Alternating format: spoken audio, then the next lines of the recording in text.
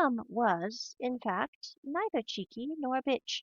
She was definitely not a female dog, but she found that because most people operate on a broadcast frequency while she operated strictly on a prompt and play frequency, the outside world tended to misjudge her architecture.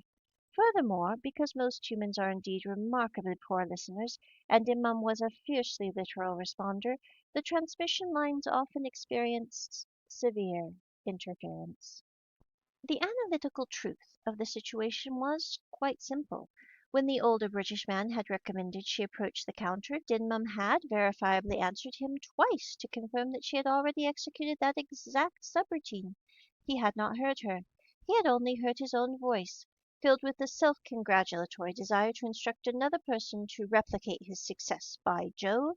So when Dimplum just sat there, quietly smiling and offering a crisp precisely, which happened to be the only word out of her entire three-sentence output that his system had actually computed, he instantly coded her as a cheeky bitch.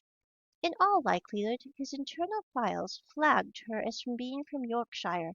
He had once dated a Yorkshire girl in his youth, and the relationship script had ended disastrously.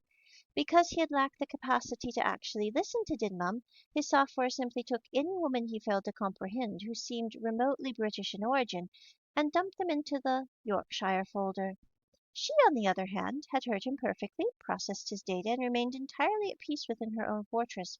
She did not feel slightly bad for offending someone, but she had lived long enough to realize when offense was generally her fault and when it was simply caused because the other party was entirely unwilling to hear her, choosing instead to run the world through their own negative filters, in this case, Yorkshire filters.